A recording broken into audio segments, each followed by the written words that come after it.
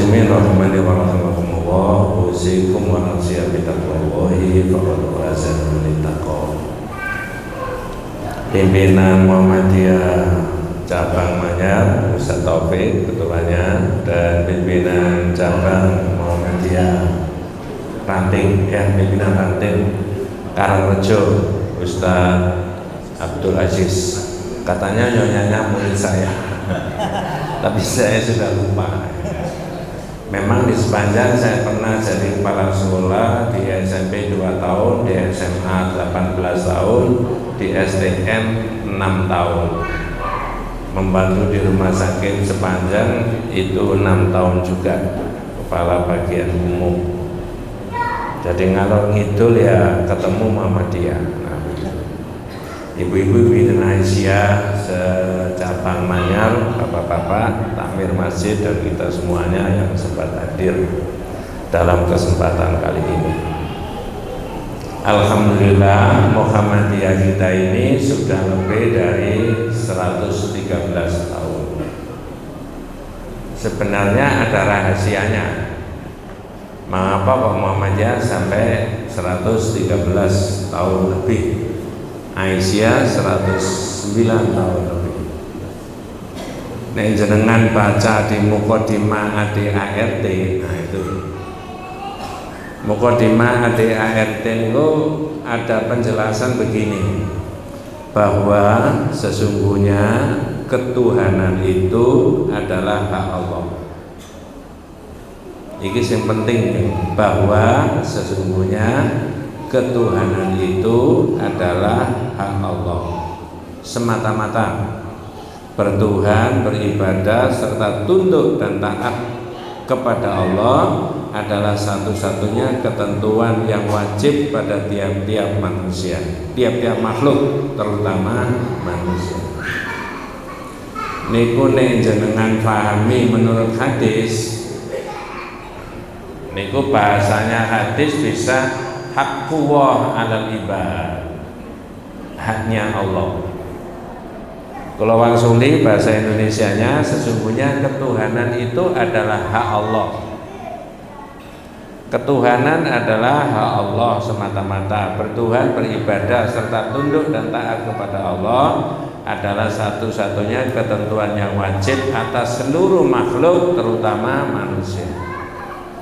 Tapi kalau menurut hadis itu adalah haqqullah 'alal ibad, haknya Allah yang merupakan kewajiban manusia. Jenengan simpen, itu ada di Muqaddimah anggaran dasar dan anggaran rumah tangga. 2 di PHI. Kenapa PHI? Pedoman Hidup Islami Warga. Itu ada penjelasan setiap warga Muhammadiyah wajib menjadikan iman dan tauhid sebagai landasan hidup. Tidak boleh mengingkari iman dan tauhid, serta harus menjauhi takhayul, syirik, dan seterusnya. Itu DPHI Muhammadiyah. Terus adik-adik kita yang ketiga, adik-adik kita itu kalau melakukan atau kita itu menyanyikan Sang Surya, di Sang Surya itu ada tauhidnya juga. Syahadat dua melingkar, warna yang hijau berseri. Betul nggak? Itu tauhid. Risalah Islam berkemajuan itu juga al-mabniu ala tauhid. Mengapa ini saya dahulukan? Didasarkan pada akidah tauhid. Jadi Muhammadiyah itu berkembang sampai lebih dari 113 tahun karena berdasar pengembangannya, gerakannya, ya, motivasinya, niatnya tauhid itu. Itu tauhid. Jadi makanya dalam kitab Al-Firqatun Najiyah wa Taifah Al-Mansurah itu ada penjelasan tentang marhalahnya Rasulullah. Marhalah itu periodisasi dari perjuangan Nabi. Insya Allah ini ditiru oleh Baqiyah Jamaah Dahlan, ditiru oleh Muhammadiyah. Apa? 1. Marhalatul tauhid. 2. Marhalatul ukhuwah. 3. Al-istiqdad. Yang keempat, tahqiqun nasr. Maksudnya apa? Jadi membangun umat, membangun masyarakat seperti Muhammadiyah ini kan membangun umat. Itu dimulai dari tauhid dulu, marhalatul tauhid. Nah, baru kalau ini sukses, ini nanti yang mau saya bahas 30 menit berikutnya. Itu lebihnya Pak, ya 30. Baru kemudian marhalatul ukhuwah, persaudaraan. Nah, coba digandeng. Yang ketiga, al-istiqdad, persiapan. Insya Allah sudah dilakukan oleh Muhammadiyah. Baru ada tahqiqun nasr, ada kemenangan yang Allah berikan. Tanpa 1, 2, dan 3 mustahil Allah akan bisa memberikan kemenangan. Nah, di situ. Ya. Nah, sekarang saya urai dengan panjenengan, belajar bersama-sama, memberi makna syahadat dulu, baru nanti menguatkan akidah, kemudian membangun ukhuwah. Jadi memberi makna 2 kalimat syahadat, syahadat itu kepegang panjenengan diberi makna. Syahadat itu kepegang panjenengan, kepegang Muhammadiyah, kepegang Aisyah, bisa jadi masjid. Nah, lu ya apa Pak, syahadat kok jadi masjid? Makanya makin diterangno. Syahadat kepegang kita jadi rumah sakit. Saya tidak bermaksud mengolok-olok, tapi syahadat kepegang saudara-saudara kita itu cuma dilafalkan saja. Ada tuh, la ilaha illallah, la ilaha illallah. Begitu kan? Saya tidak mengolok-olok, ini hampir tiap ngaji tak sebutkan. Oh, kalau begitu syahadatnya orang Muhammadiyah bukan hanya di lisan, enggak, diamalkan. Ya. Jadi apa berarti syahadatnya? Jadi masjid. Jadi apa? Jadi berorganisasi, gerakan. Jadi apa? Santunan itu tadi. Nah, di situ. Syahadatnya Muhammadiyah itu jadi itu.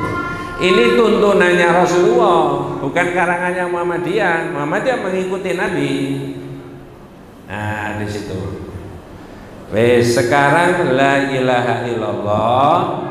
Coba saya tanya adik-adik, apa bahasa Indonesianya? La ilaha illallah itu. Hah? La ilaha illallah. Hah? Sinten sing terjemahno ngoten niku? Salah. Dalam kalimat la ilaha illallah niku ada nafi dan itsbat. Ini bahasa Arab Pak, ngapunten. Nafinya mana? La, tidak. Itsbatnya illa. Jadi yang didahulukan oleh orang Islam itu mengatakan tidak tentang yang disembah. Tidak ini, tidak itu, tidak benda, tidak barang, tidak uang, tidak orang.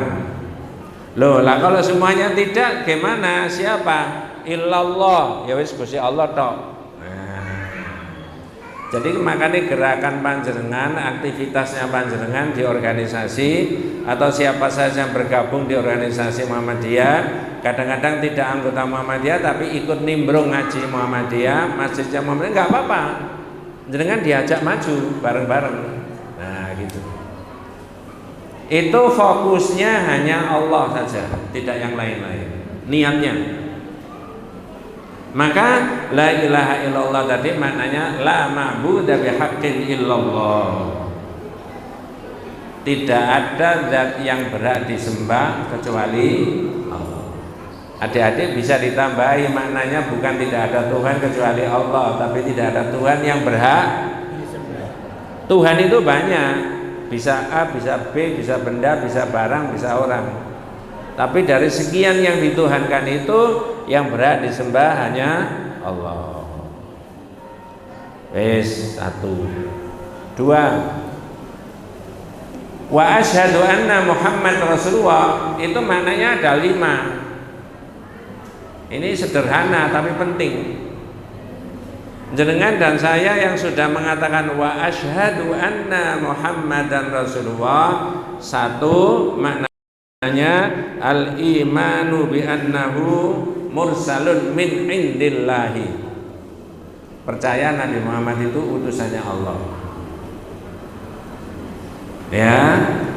Nah, sekarang saya tanya, Pak, kalau Nabi Muhammad itu hanya utusannya Allah sebagai Rasul dan Nabinya Allah, berarti kehidupan sehari-harinya Nabi sama dengan kita apa tidak? Halo? Saya ulangi, jenengan ini butuh ngaji tauhid di masjid. Berarti kalau Nabi Muhammad itu diyakini al-imanu bi annahu mursalun min indillah, percaya bahwa Nabi Muhammad itu utusannya Allah, tapi hakikat kemanusiaannya apa sama dengan manusia pada umumnya? Jawabannya sama. Kalau begitu Nabi Muhammad juga keluar masuk pasar. Kalau begitu Nabi Muhammad juga berkeluarga. Halo? Ya, kalau begitu Nabi Muhammad juga andai kata hidup di Gresik, begitu sarapan paginya pakai apa? Kalau di Lamongan, kalau di Jogja, mohon maaf, ini bukan merendah-rendahkan derajatnya Nabi, enggak. Tapi justru panjenengan yakin al-imanu bi annahu mursalun min indillah, percaya Nabi Muhammad itu utusannya Allah, maka kehidupannya sama dengan manusia pada umumnya. Bedanya apa? Nerima wahyu. Nah, ini itu kalau ngaji kitab ada penjelasan panjang, Pak. Tapi karena ini kan tidak ngaji kitab, nggih Ustaz ya, ceramah gitu. Kalau ceramah itu kan tidak boleh panjang-panjang gitu. Ya. Jenengan tidak boleh, maka dalam tauhidnya orang Muhammadiyah tidak ada keyakinan Rasulullah itu bisa datang ke sini. Tidak ada. Udah wafat. Tidak ada keyakinan kita bahwa Rasulullah itu bisa dimintai pertolongan hari ini. Nah, itu sudah masuk di akidah. Karena syahadat tentang Allah hakikatnya beda dengan syahadat tentang Rasulullah.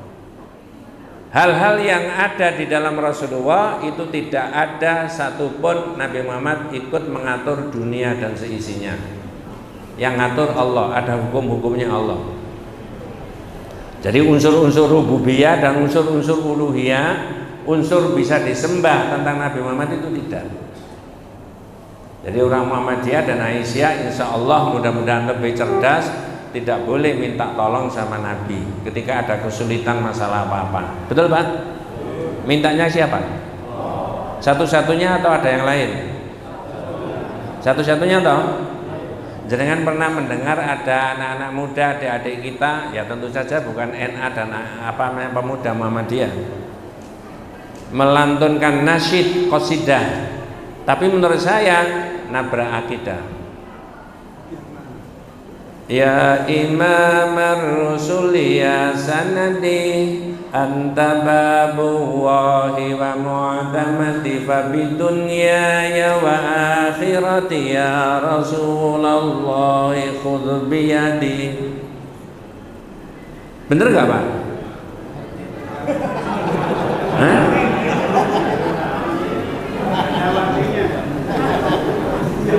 Makanya jenengan ngaji.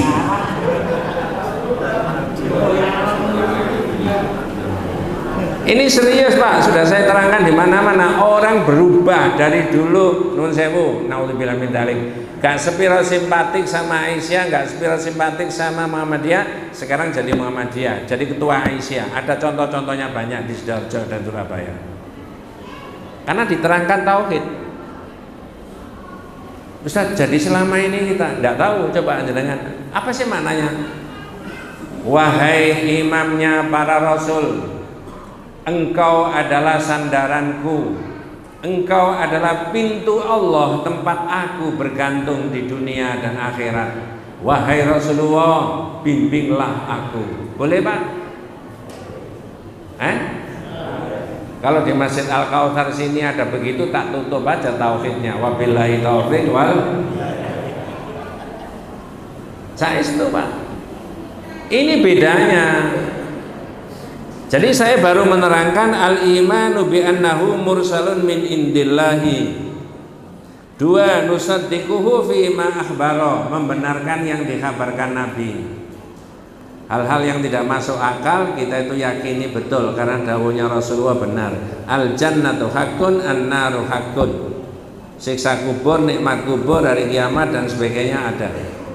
Orang yang takwa akan diangkat derajatnya menurut Nabi harus dibenarkan betul bahwa memang iya. Itu namanya nusaddiquhu fi ma akhbara, nuti'uhu fi ma amara, mentaati yang diperintah. Nomor 3. Jenengan jam-jam sekian itu enak mana datang ke Masjid Al-Kautsar mendengarkan pengajian dengan leya-leya di rumah? Enak mana Pak? Kalau saya menjawab enak di masjid, goroh sampean. Bisa itu. Saya akan tanya enaknya. Tapi mengapa datang ke masjid? Syiar Pak Ustadz, dakwah. Insya Allah itu sunnahnya Rasulullah. Betul Pak ya? Nah di situ. Kadang-kadang masih dibantah, ya enggak Pak Ustadz. Sekarang saya kasih contoh yang tidak bisa dibantah. Subuh-subuh di pojok masjid sana hujan gerimis, lalu di masjid itu ada suara begini, as-salatu khairum minan naum. Hujan gerimis. Enak mana? Ke masjid sama tidur lagi? Nah, benar. Tapi kalau sudah syahadat tentang Rasulullah, tidak. Nuti'uhu fi ma amara, mentaati yang diperintah. Wa natruku ma nahaa anhu wa zajara, meninggalkan yang dilarang. Yang terakhir yang penting, wa na'budullaha bima syara'a, beribadah kepada Allah menurut yang disyariatkan. Ibu-ibu, bapak-bapak, jenengan ini dulu tidak sempat mondok, tidak sempat sekolah agama, itu banyak terjadi di kota-kota besar. Begitu besar masuk di Muhammadiyah, ikut kajiannya Muhammadiyah, lalu diberi pencerahan mengenai agama. Pak, salah satunya yang paling prinsip akidah, maka masjid diberi tausiah tentang akidah. Pak, yang paling prinsip orang ibadah kepada Allah menurut yang disyariatkan. Lalu orang dibimbing bagaimana ibadah menurut yang diajarkan Rasulullah. Pertanyaan saya, ibadah boleh ngarang sendiri? Jenengan sudah diwakili Majelis Tarjih ulama-ulama Muhammadiyah. Ya, apa? Memilihkan caranya ibadah yang mahdhah, mulai dari sholat, haji, umroh dan sebagainya dan sebagainya. Sehingga tidak boleh ditambahi, tidak boleh diapakan? Kurangi. Imam Malik mengatakan mani btada'a bid'atan fil Islam wa iyyarahu hasanatan faqad za'ama anna Muhammadan khana risalah. Siapa yang menambahi di dalam ibadah walaupun dianggap baik, orang itu berarti menuduh Nabi Muhammad mengkhianati risalahnya Allah. Jadi sudah selesai. Ya, mani btada bid'atan fi Islam wa iyyarahu hasanatan faqad za'ama anna Muhammadan khana risalah. Ya, siapa yang membuat bid'ah yang baru di dalam Islam yang tidak ada ajarannya di dalam Islam, ya, berarti orang itu menuduh Nabi Muhammad telah mengkhianati apa? Risalah. Berarti kalau jenengan tanya orang, Mbak, Bu, Pak, jenengan kok ngelakoni ibadah ini ono dalile ya? Bener apa betul? Orang tanya gitu itu loh. Jenengan dan saya walaupun tidak ngaji, misalnya ada orang aneh, loh kok ngene ibadahnya? Sampai ngelakoni ibadah ini ono dalile ya? Terus yang ditakoni ini pun jawabnya, wis gak ada dalil-dalilan. Dane ustaz ae. Saniki kula takoni, apa boleh ibadah tanpa dalil Quran dan hadis? Jawabannya tidak boleh. Jenengan kalau duduk terakhir ibu-ibu atahiyat memberikan isyarat gini, ya. Ada kalimat begini enggak? Assalamu alaika. Terusnya? Nah, jelas apal kabeh salat kabeh. Saniki sing kula takoni, apa maknanya assalamu dalam salat itu? Maknanya apa? Wes gak tahu dipelajari Pak Ustaz. Oh, enggak boleh, kok enggak tahu dipelajari. Nggih, Pak. Ternyata kalimat assalamu itu beda maknanya yang ada di dalam sholat itu. Maknanya beda dengan orang datang menyampaikan assalamu alaikum. Beda. Kalau orang datang atau orang ketemu atau orang memulai pidato assalamu alaikum. Kalimat assalamu itu maknanya at-tahiyat, penghormatan. Jenengan dan saya dihormati dengan cara dimohonkan keselamatan kepada Allah untuk antum semuanya. Tetapi orang duduk at-tahiyat mengatakan assalamu alaika ayyuhan, ini maknanya salamatun minan naqsal akhar. Nabi, engkau ini dalam menjalankan agama, memerintahkan agama, menjelaskan agama, tidak ada yang salah dan tidak ada yang kurang. Nah, kalau Nabi tidak ada yang salah, nggak ada yang kurang, kok ditambahi? Nah, maka makna syahadat yang kelima tadi apa? Wa na'budu waha bima syara'a, beribadah kepada Allah menurut yang, saya ulangi, beribadah kepada Allah menurut yang disyariatkan. Kalau disyariatkan berarti pakai apa, Pak? Dalil. Dalam kitab Syarh Ushul Tsalatsa Ma'rifatullahi wa Ma'rifatu Nabiyhi wa Ma'rifatu Dinil Islami bil Adillah. Kewajiban orang Islam mengerti tentang Allah, mengerti tentang Nabi, mengerti tentang agama itu pakai dalil. Pak, nuwun sewu. Kalau ada orang Islam nggak bisa nyupir mobil, dosa nggak? Halo? Sampeyan wong Islam nggak bisa nyupir mobil, dosa? Dosa nggak, Pak? Enggak. Bener, Pak? Bener ya? Nah, sekarang tak tanya. Kalau ada orang Islam tidak bisa sholat jamaah, ya kita jangan emosi, tenang aja, Pak. Mestinya majelis taklim, pengajian-pengajian ini dibondong-bondongi orang banyak. Kenapa? Ada nasihat buat panjenengan dan saya. I'lam rahimakallahu annahu yajibu alaina ta'allumu arba'i masail. Al-ula al-ilmu. Coba, al-ilmu. Wa huwa ma'rifatullahi wa ma'rifatu nabiyhi wa ma'rifatu dinil islami bil adillati. Ketahuilah, semoga Anda diberi rahmat sama Allah. Sesungguhnya wajib bagi umat Islam itu untuk mengerti tentang 4 hal. Saya tidak terangkan semua. Al-ula, yang pertama al-ilmu. Orang Islam itu harus apa, Pak? Berilmu tentang apa? Satu, ma'rifatullahi, mengerti tentang Allah, tauhid yang kita pelajari. Dua, ma'rifatun nabiyhi, mengerti tentang nabinya. Nah, itu supaya tidak keliru. Yang ketiga, ma'rifatu dinil Islam, mengerti tentang agama Islam bil adillati, pakai dalil. Apa Muhammadiyah sholat kok gini? Ono dalile, Mas. Rasulullah itu duduk langsung begini, lalu membaca at-tahiyatulillah wa sholawatu wa thayyibat. Ngerti maksudnya, Pak? Apa Muhammadiyah itu kok diajari sama Aisyah ini sholat, imamnya wis ngadeg berdiri, lalu imamnya takbir langsung takbir Allahu Akbar, langsung semuanya. Jenengan nek muni apa? Nek mboten nek muni usole jenenge wong apa niku? Jangan di stigma. Oh, sing gak muni usole wong Muhammadiyah. Mboten, Pak. Jenengan tindak Mekah Madinah banyak orang yang tidak begitu. Betul, Pak ya? Begitu Abdurrahman Sudais yang imami Allahu Akbar, semuanya Kadek muni apa? Mohon maaf kalau ada yang berbeda pendapat, tapi di sini nggak boleh. Karena ini ngaji Muhammadiyah, betul dong?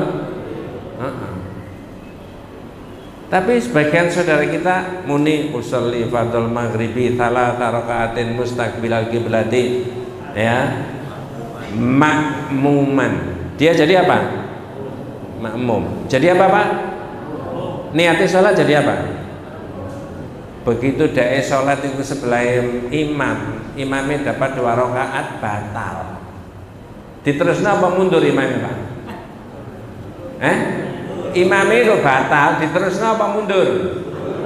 Sing ganti sinten? Makmum sing sebelah pundi? Burine. Tadi niatnya dheweke dadi apa? Ngerti maksudnya? Bingung nggak dheweke? Akhirnya nyikut koncone ngene. Karepe kon maju. Dalam hatinya karena sholat tidak boleh ngomong loh. Niatku itu mau jadi makmum. Bener Pak, ini timbul masalah di situ. Lah kalau dia maju, imamnya batal, berarti sekarang dia jadi apa? Imam. Tadi niatnya awal jadi apa? Makmum. Niat panen apa? Terus mending? Niatnya direvisi. Mohon maaf, inilah yang ditekankan di Perserikatan dan seluruh umat Islam yang mengikuti pendapat ibadah itu harus mengikuti Nabi. Syahadat tentang Rasulullah maknanya wa na'budullaha bima syara'a, beribadah kepada Allah menurut yang disyariatkan. Maka mengerti tentang Allah, mengerti tentang Nabi, mengerti tentang agama itu pakai dalil. Makanya jenengan kula tanglet ini kok. Kalau ada orang Islam sepanjang hidupnya gak iso nyupir mobil, gak dosa. Tapi kalau gak ngerti caranya sholat jamaah, gak ngerti wudu, nah, gak ngerti akidah, nah di situ. Masya Allah. Jadi Muhammadiyah itu berkembang sampai sekarang relatif di pimpinan pusat itu tidak ada masalah sampai di tingkat ranting. Andai kata 1 2 ada itu bisa diselesaikan, maka itu dasarnya pakai apa? Jawabannya tidak lain dan tidak bukan karena akidah tauhidnya baik. Mudah-mudahan. Nggih. Kula niki ngapunten, mudah-mudahan besok putune panjenengan, cucunya, kita semuanya itu ada yang jadi ulama tauhid. Nggih Pak. Masyarakat itu butuhnya luar biasa.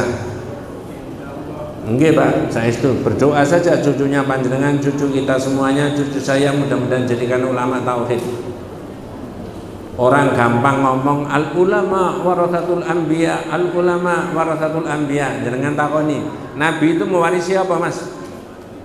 Agama itu yang penting apa? Tauhid. Lah kalau ada ulama tidak pernah ngomong tauhid sama sekali, itu pewaris Nabi apa bukan? Bukan. Maka di kitab tauhid itu juga dijelaskan mauqiful ulama minat tauhid. Pandangan ulama berkaitan dengan tauhid. Ulama yang pertama adalah fahimut tauhid wa ahammiyatahu wa arafu syirik wa aksamahu faqamu biwajibihim. Ulama yang ngerti tauhid dan mengerti pentingnya tauhid, mengerti syirik dan mengerti macam-macamnya syirik lalu mendakwahkan. Inilah yang warathatul apa? Warathatul anbiya, pewaris para nabi. Nah saniki kula aturi panjenengan sedaya, kula tangleti rumiyin. Apakah akidah dan imannya orang itu bisa rusak? Bisa. Rusak biasa atau rusak pol?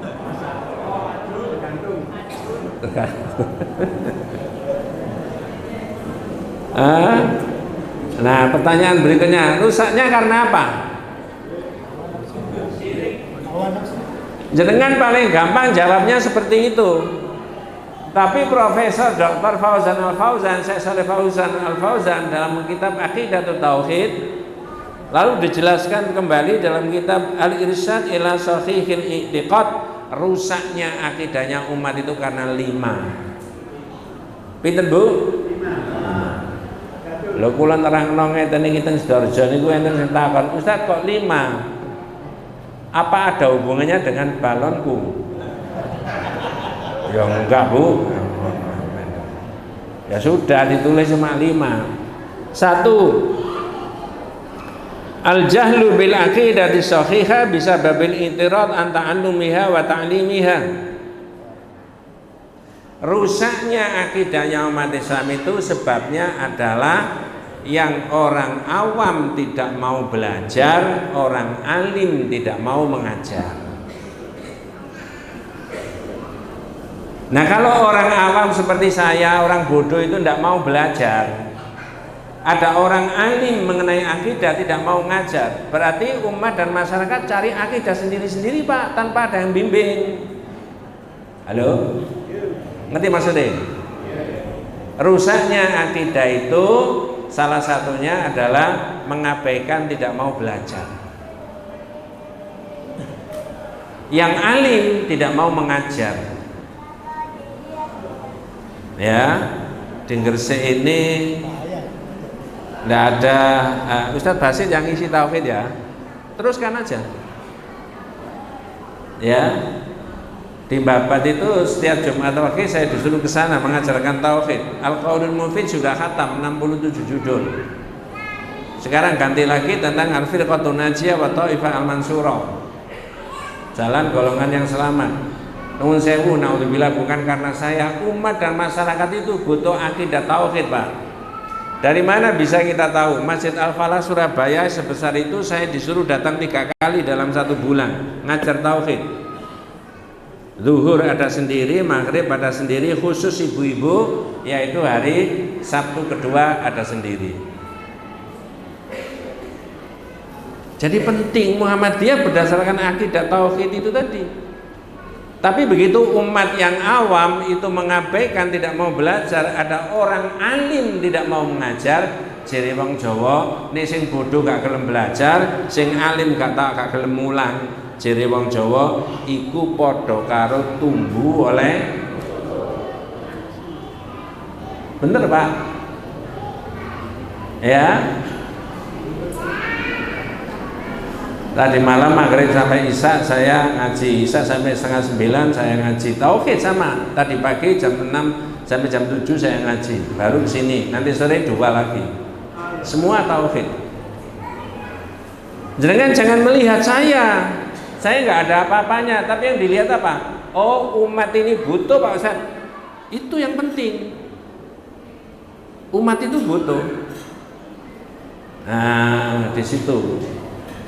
Jadi al-jahlu bil aqidati shahihah bisa babil i'tirad an ta'allumiha wa ta'limiha.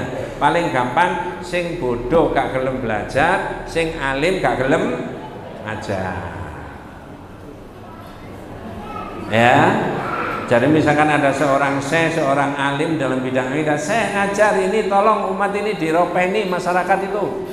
Suruh ngajar syekh. Ndak. Loh kok ndak gimana syekh? Saya mau daftar jadi anggota DPR.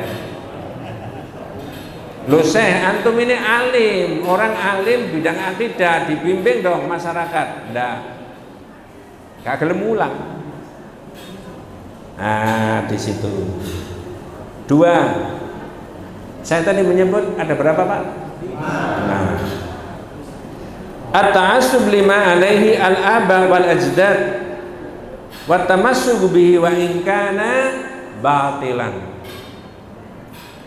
Cari Fauzan Al-Fauzan, rusaknya akidah yang kedua itu berpegang teguh kepada tradisi nenek moyangnya dan memedomani apa yang mereka lakukan walaupun itu batil. Halo? Ya. Nah itu yang harus dihilangkan, berpegang teguh kepada tradisi nenek moyang walaupun dan mereka berpedoman pada yang disebutkan di nenek moyangnya walaupun itu apa? Batil. Adik-adik, Ustadz minta tolong antum baca Terjemahnya surat Al-Baqarah ayat 170 supaya ada variasinya. Minta tolong dibaca terjemahnya. Pakai mic supaya ada variasinya. Monggo kalau ada mic-nya. Biasanya saya begitu, 1-2 saja enggak banyak. Surat apa tadi? Al-Baqarah. Inilah yang dimajukan sebagai dilala rusaknya akidah itu karena fanatik terhadap apa yang dilakukan oleh para nenek moyang mereka dan mereka berpedoman kepada tradisi mereka walaupun itu apa? Batil. Sudah ketemu surat Al-Baqarah ayat 170? Nun sewu dengan baca terjemahnya. Terjemahnya saja Pak, monggo.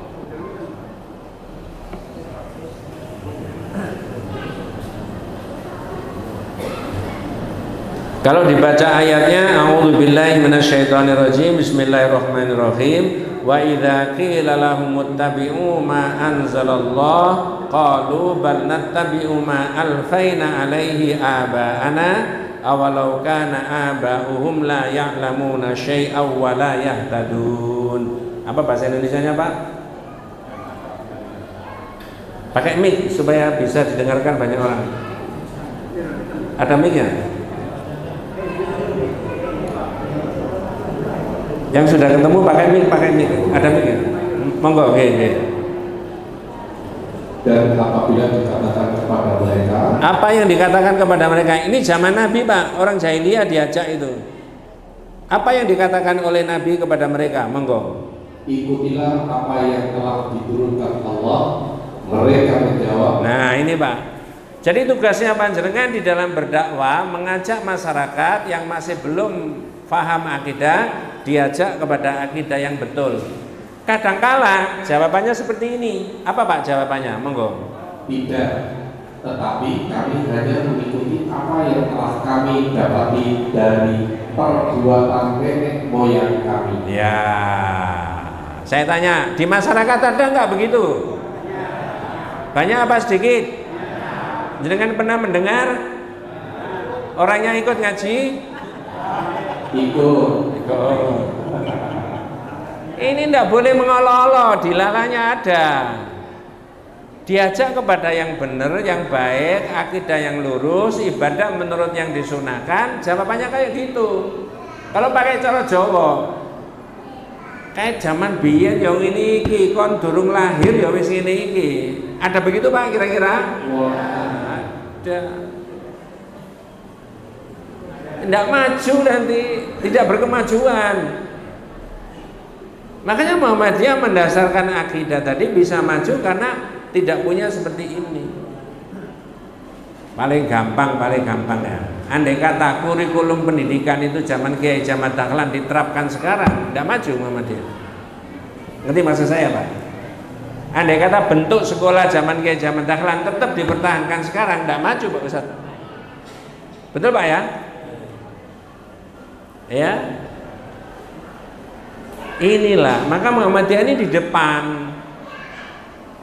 Ya, kemarin saya mendengar ceramahnya Kiai Mustamar dari NU, kemudian ketua NU itu, ya memang Muhammadiyah itu maju. Kita kalah jauh dengan Muhammadiyah. Betul, ada ceramahnya itu. Ya. Ini tidak membanggakan, enggak, bukan ujub, enggak. Tapi kenapa Muhammadiyah berkembang? Karena pikiran ini menjauhkan dari tradisi. Ya. Ayo bapak-bapak, ada yang usia 60? Ada yang 65? Ada yang 70? 70. Ada yang 72? Dengan pinten? 74. Saya 72. Mudah-mudahan Allah memberikan barokah dengan semuanya. Kenapa kok saya bilang gitu? Orang yang usia 70-an atau 60-an sama adik-adik kita yang 30 dalam memainkan HP, pinter mana? Pinter 70.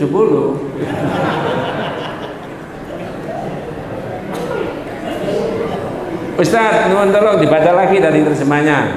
Coba Pak, monggo. Apakah mereka akan mengikuti juga walaupun nenek moyang mereka itu tidak mengetahui suatu apapun dan tidak mendapat petunjuk? Ya, Jadi rusaknya akidah itu karena berpedoman pada tradisi yang menyalahi hukum dan syariat Islam. Bidang apa saja?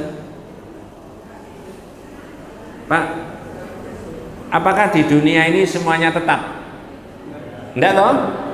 Berubah nggak terus? Nah, yang terjadi itu di dunia ini berubah terus. Yang tetap itu cuma satu, apa? Perubahan. Selalu ada perubahan.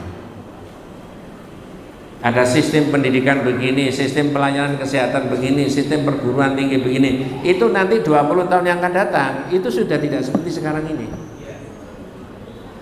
Tapi kalau orang yang hidup di 20 tahun yang lalu atau 30 tahun yang lalu biyen mulu yang ini mas gini, enggak bisa. Tetapi majunya panjenengan, majunya kita itu tetap al-mabniyu ala tauhid, didasarkan pada akidah tauhid. Sudah dua yang saya sebutkan. Yang ketiga, at-taqlidul amma bi akhli aqwalin nas fil aqidah min ghairi ma'rifati daliliha. Ya, at-taqlidul a'ma. Nun sewu, fanatik.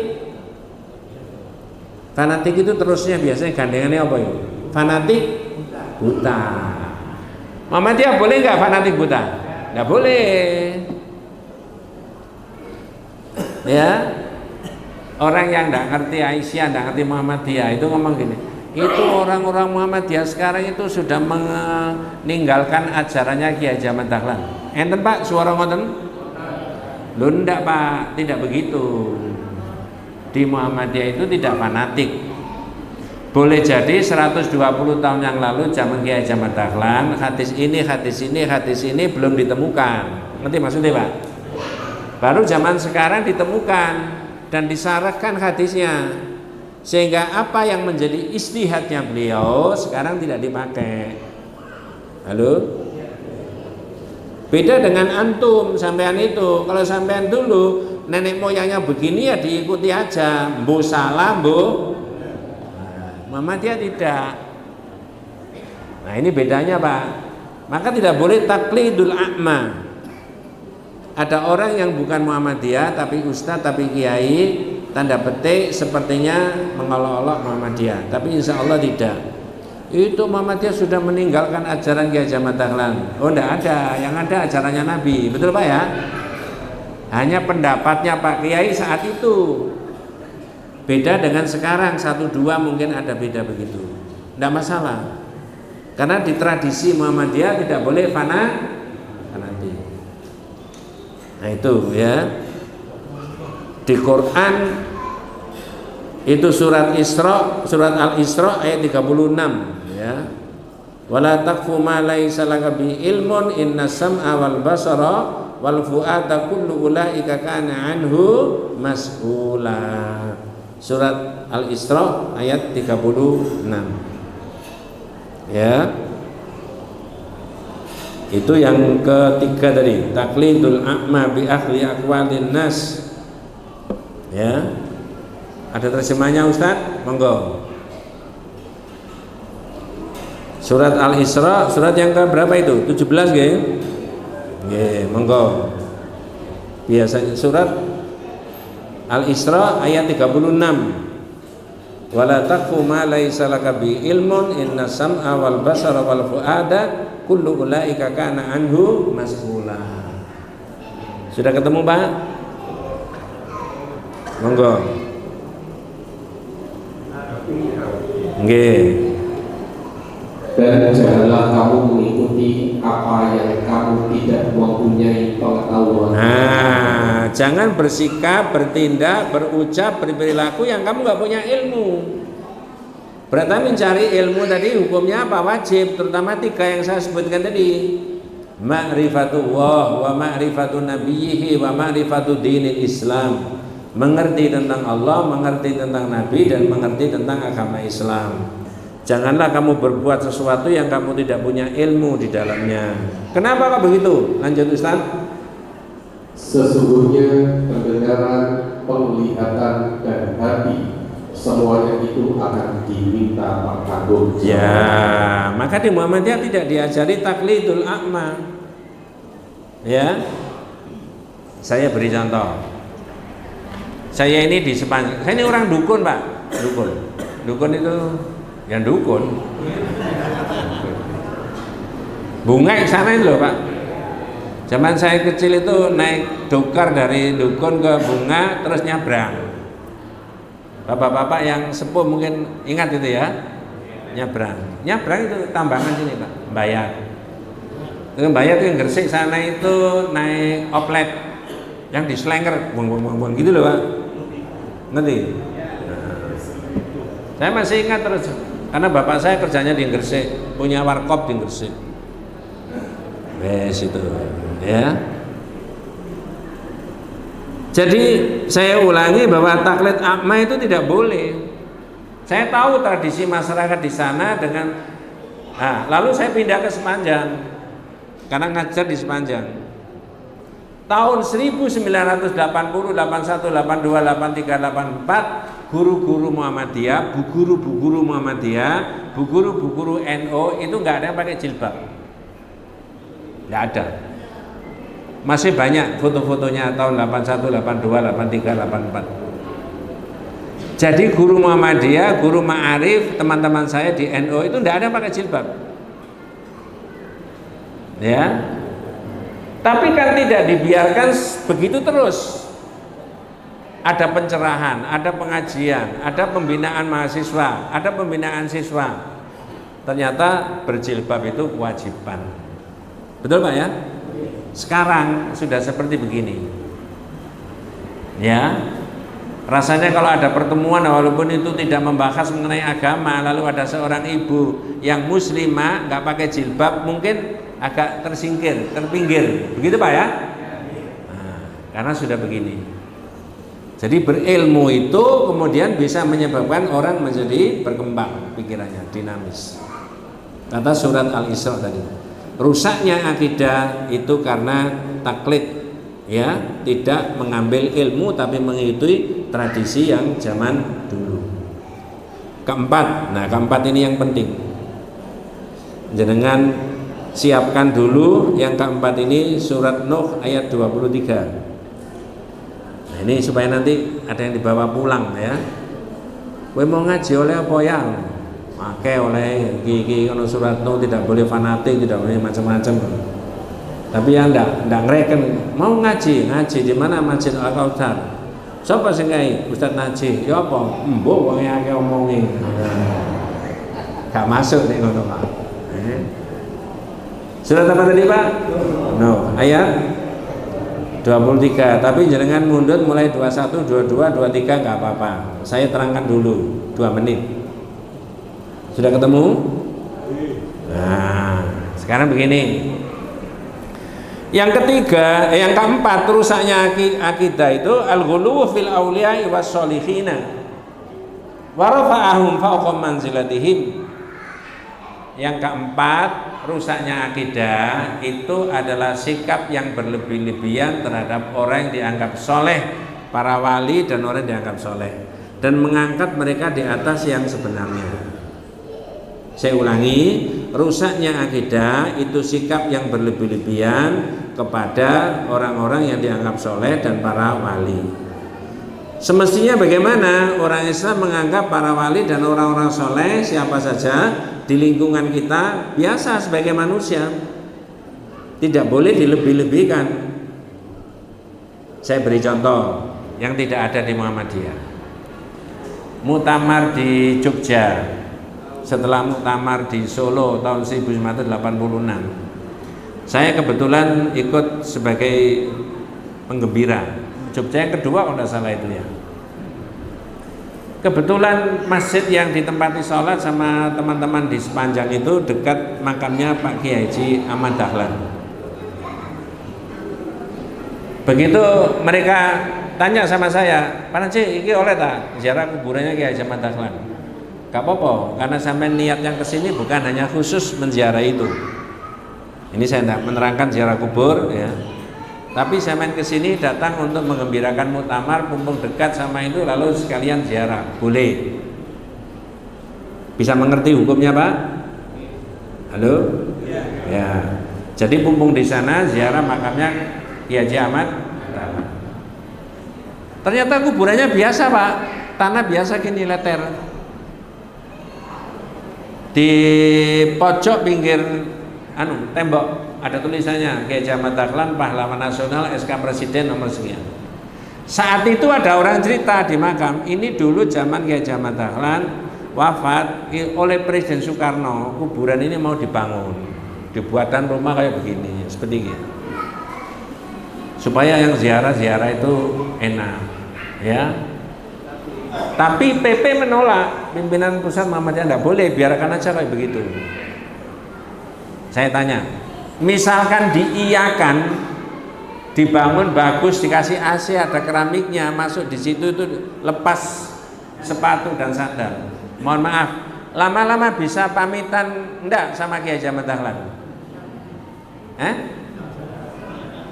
Mau mendirikan ranting, mau mendirikan cabang, mau mendirikan rumah sakit, pamitan dulu enggak?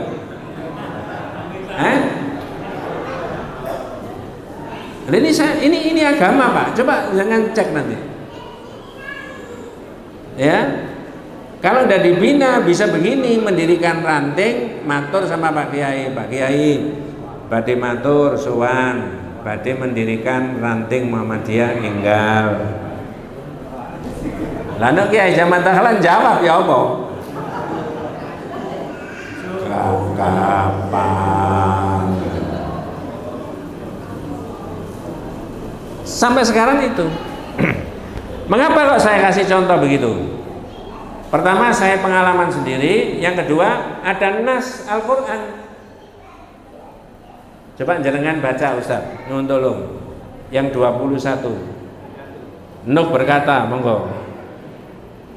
Nuh berkata, ya Tuhanku, sesungguhnya mereka telah mendurhakaiku. Ya, ini dawuhnya Nabi Nuh. Ya Rabbi innahum asawni. Ya Rabb, ya Allah, itu saya mendakwai orang-orang itu mengajak ta'ajak menyembah Engkau satu-satunya, mendurhakai aku. Nah sekarang saya tanya jenengan sebelum dilanjut, Nabi Nuh itu berdakwah berapa tahun? 950 tahun. Alaf sana illa khamsina aman. 950 tahun. Coba mengajak umatnya menyembah Allah, tapi nggak direken. Di dalam Al-Quran diterangkan, Nuh berkata, Ustadz diulangi lagi, monggo. Ya Tuhanku, sesungguhnya mereka telah mendurhakaiku. Nah terus, dan telah mengikuti orang-orang yang harta dan anak-anaknya tidak menambah kepadanya melainkan kerugian. Ya, tak ajak menyembah Engkau malah ikut orang-orang yang sebenarnya hartanya dan anaknya tidak menambah apa-apa kecuali rugi. Ini sudah mentok Nabi Nuh itu. Yang 22 Ustaz, monggo. Dan melakukan tipu daya yang amat besar. Ya, yang 23 nanti habis dibaca terjemahnya 23, jenengan saya tanya, mohon diperhatikan. Ustaz kan? Dan mereka berkata, apa kata-katanya mereka, umatnya Nabi Nuh? Jangan sekali-kali kamu meninggalkan penyembahan Tuhan-Tuhan kamu, dan jangan pula sekali-kali kamu meninggalkan penyembahan Wat, dan jangan pula Suwa, Yahud, Yakub dan Nas. Saya tanya, jenengan sudah ngaji berkali-kali. Ada berapa nama yang asing tadi? Nama aneh tadi? 1, 2, 3, 4, 5, 6, 7, berapa Pak? Ini ngaji, dasarnya ada. Berapa Ustaz? 5. Siapa saja Ustaz? Monggo. Wat. Terus? Suama, Yahud, Yakub, Nasr. Ya. Saya tanya, apa itu Pak?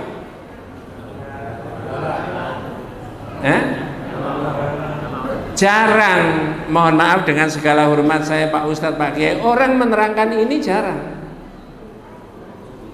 Ternyata Departemen Agama Republik Indonesia, jenengan nanti kalau mundur dari sini cari Quran terjemahan Departemen Agama, baca surat Nuh ayat 23, di bawah garis itu ada footnote, catatan kaki, jenengan baca.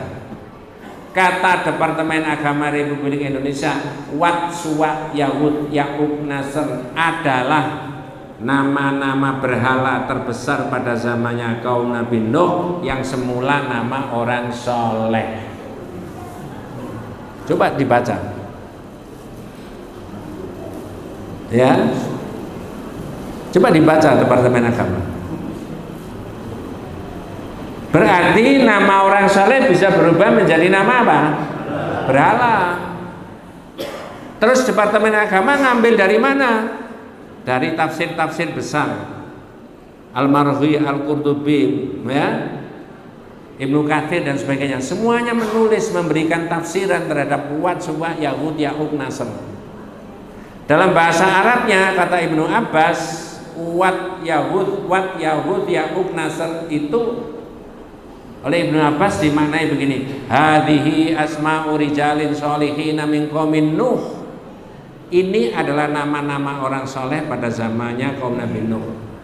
Falamma halaku, ketika mereka meninggal, auha syaitanu ila qaumihim, setan membisikkan kepada umat-umat yang ditinggalkan. Karena mereka orang soleh. Nah sekarang saya tanya, setan itu minal jinnati saja, taminal jinnati wan nas? Berarti ada setan dari unsur manusia.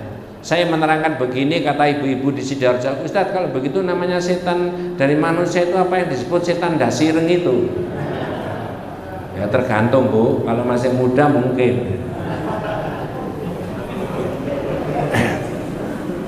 Jangan baca. Dan sudah saya terangkan di mana-mana. Tapi nggak banyak orang yang berani menerangkan itu. Betul ya Pak ya? Iya. Hadhihi asma'u rijalin sholihin min qaumin Nuh. Ini adalah nama-nama orang soleh pada zamannya kaum Nabi Nuh.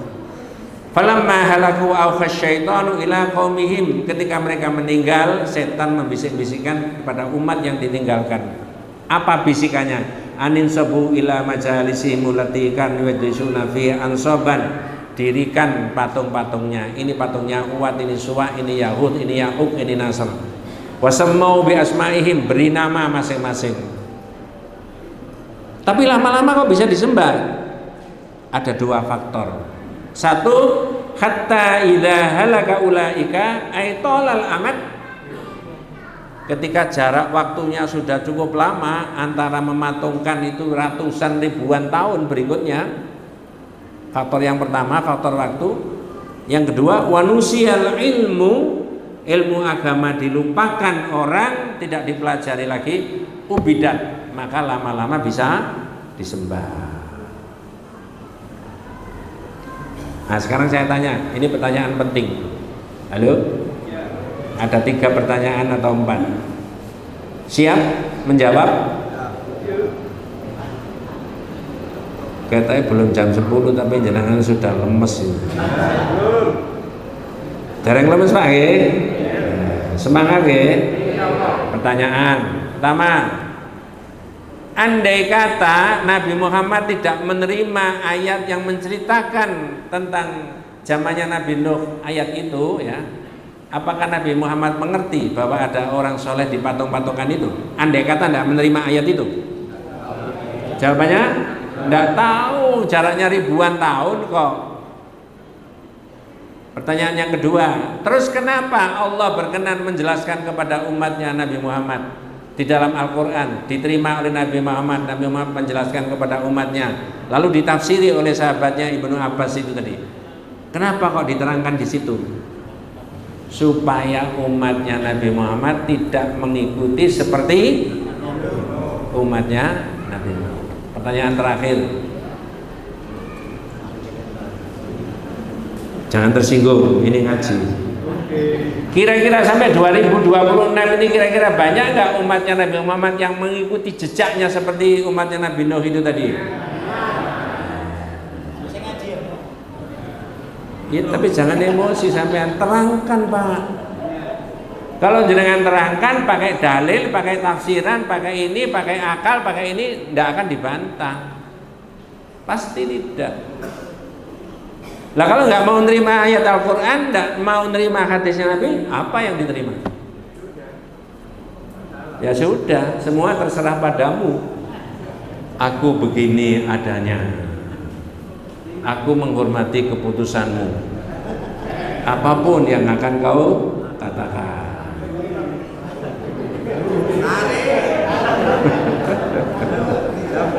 Ini dakwah itu di situ, Pak. Itu jenengan kalau ngaji rutin, baca kitabnya, Pak, satu-satu, bab ini, bab ini, bab ini, bab ini. Dan satu kitab itu khatamnya 7 tahun, 6 tahun. Paling cepat 5 tahun. Ini yang saya ngotot, orang Muhammadiyah itu harus paham dan bisa menerangkan. Tadi mengenai ibadah, mengikuti yang diajarkan Nabi. Di Sidoarjo itu kadang-kadang saya pancing begini, Pak Bu, kalau ada orang yang pidato begini, ini orang apa? Assalamualaikum warahmatullahi wabarakatuh. Alhamdulillahi rabbil alamin. Wassalatu wassalamu ala nabiyyina Muhammadin. Allahumma salli ala Muhammad wa ala ali Muhammad kama sallaita ala Ibrahim wa ala ali Ibrahim wa barik ala Muhammad. Baca salawat tidak pakai orang apa ini? Jangan Pak, betul. Jangan jawab untuk menjelaskan ke teman-teman. Ini orang yang baca salawat menurut hadis. Selesai. Loh, hadisnya Nabi mengajarkan begitu, Mas. Nggak ada kalimat sayyidinanya. Ya nggak sopan kita, masa sama Nabi kok dijangkar aja, dijambal aja, nggak pakai sayyidina. Terus jangan tanya lagi, kira-kira kesopanan kita dengan kesopanan sahabat itu bagus mana? Tentu saja dijawab bagus siapa? Sahabat. Ada nggak dari sahabat yang membaca salawat diganti, ditambahi dengan itu tadi? Jadi jangan dipisah, ini Muhammadiyah, ini bukan. Enggak, ini menurut ajaran yang di dalam ajaran tidak ada kalimat apa? Makanya jenengan tidak akrab dengan salawat badar, salawat in'am, salawat fatih, salawat nariyah, salawat munjiah, salawat ibil qulub, karena itu bukan hadis.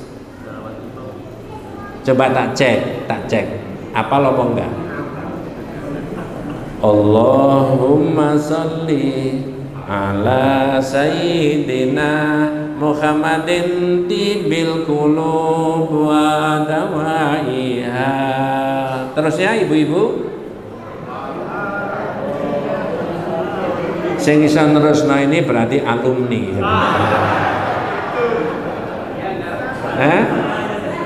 Alumni. Sing iso nerusno.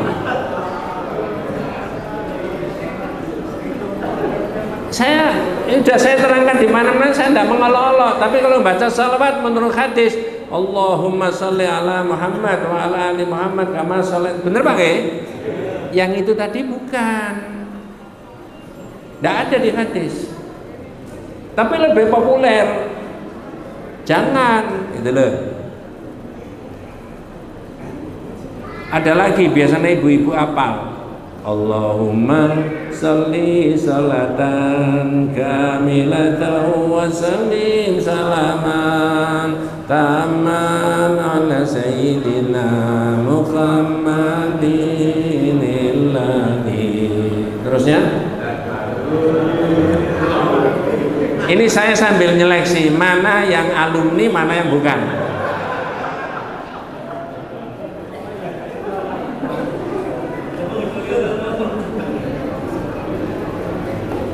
Jangan mengolok-olok orang Pak. Kita sendiri harus introspeksi, belajar mana yang syariat, mana yang bukan.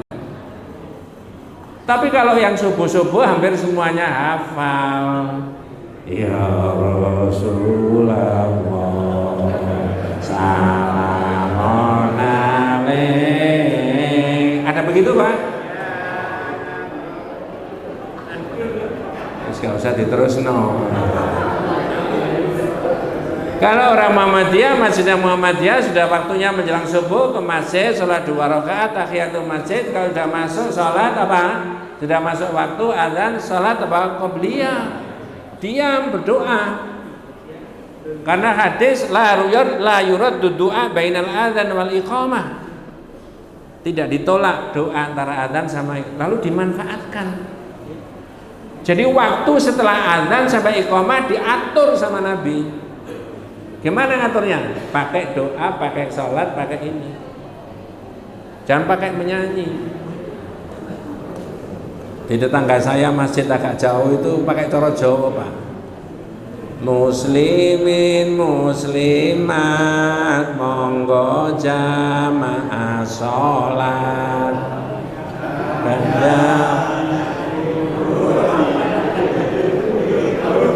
Apal saya kangge sangune benjing dinten kiamat supados kita selamat donya.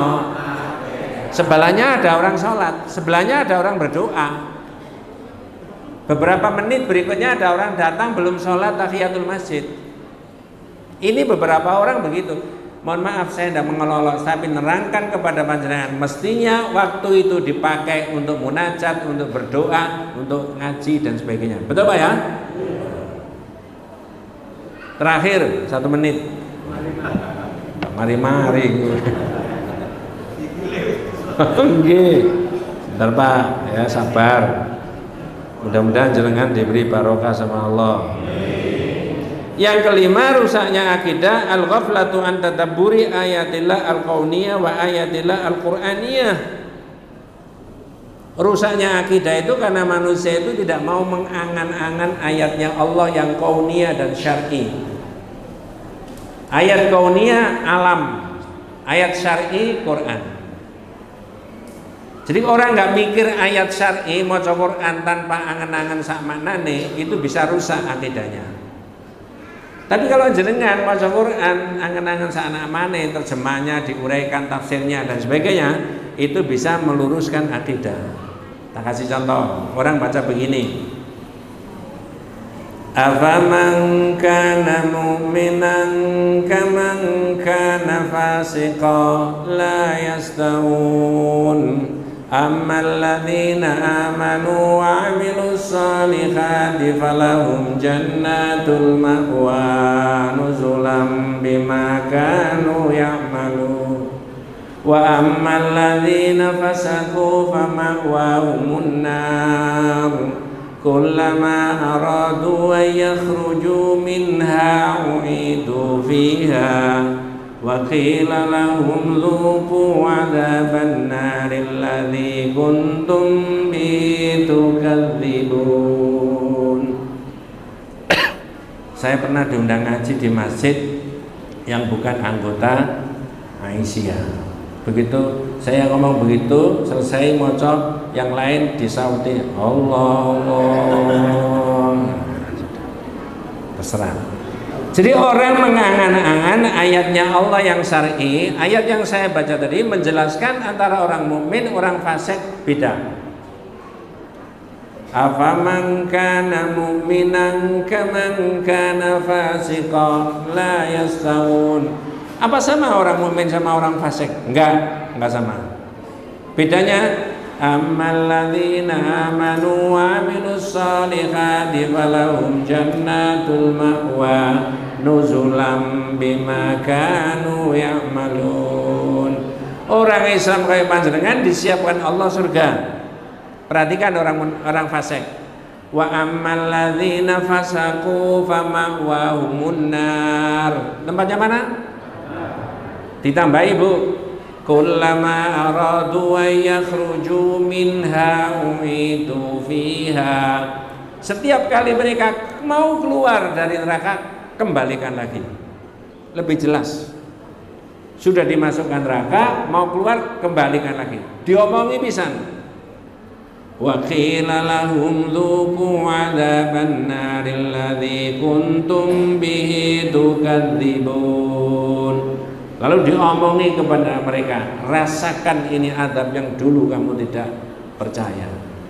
Dimasukkan neraka, yang pertama mau keluar dikembalikan lagi, ya toh, sambil diomongi rasakan ini dulu yang kamu tidak percaya. Itu lebih dahsyat. Tadi pagi saya ngomong gini sama jamaah di Masjid Al-Ilham Ranting Wage. Ayo Pak, jangan saya tanya, orang diantem uang itu loro enggak? Sakit mungkin Ustaz, saya tidak pernah diantem orang, mudah-mudahan tidak. Bandingkan dengan orang yang ngantem terus mbek ngomong sing ngantem. Rasa kon ya, kapok kon ya. Iku loro ndi? Sing ngantem meneng ae. Cuma itu. Pertama, yang kedua ngantem mbek ngomel. Kapok kon, mampus kon. Loro ndi, Pak? Jawabannya nggak tahu Ustaz, nggak pernah diantem orang. Mudah-mudahan kita semuanya diberikan rahmat barakah hidayah Allah Subhanahu wa taala. Hadanallahu wa iyyakum ajmain. Assalamualaikum warahmatullahi wabarakatuh. Mari kita mohon kepada Allah Subhanahu wa taala agar kita semuanya diberikan kekuatan, diberikan pertolongan oleh Allah Subhanahu wa taala, diberikan keberkahan oleh Allah Subhanahu wa taala. A'udzu billahi minasyaitonir rajim. Bismillahirrahmanirrahim. Alhamdulillah hamdan yuwafi ni'amahu wa yukafi mazidah. Ya Rabbana wa lakal hamdu kama yanbaghi li jalali wajhika wa 'azimi sultanik. Allahumma shalli ala Muhammad wa ala ali Muhammad kama shallaita ala Ibrahim wa ala ali Ibrahim wa barik ala Muhammad wa ala ali Muhammad kama barakta ala Ibrahim wa ala ali Ibrahim fil alamin innaka Hamidum Majid. Allahumma ighfir lil muslimina wal muslimat wal mu'minina wal mu'minat al ahya'i minhum wal amwat. Rabbana hab lana min azwajina wa dhurriyyatina qurrata a'yunin waj'alna lil muttaqina imama. Allahumma inna nas'aluka mujibati rahmatika wa izaima maghfiratika wal ismata min kulli dhanbin wal ghanimata min kulli birrin was salamata min kulli ithmin. Rabbana wa atina ma wa'atana ala rusulika wa la tukhzina yawmal qiyamah innaka la tukhliful mi'ad. Allahumma inna nas'aluka min khairi ma sa'alaka minhu nabiyyuka Muhammad sallallahu alaihi wasallam wa na'udzubika min syarri ma sta'adzaka minhu nabiyyuka Muhammad sallallahu alaihi wasallam wa antal musta'an wa alaikal balagh. La haula wa la quwata illa billahil aliyyil azim. Subhana rabbika rabbil izzati amma yasifun wa salamun alal mursalin walhamdulillahi rabbil alamin. Terima kasih. Alhamdulillah, saya ingin doa dibacakan berhasil pula.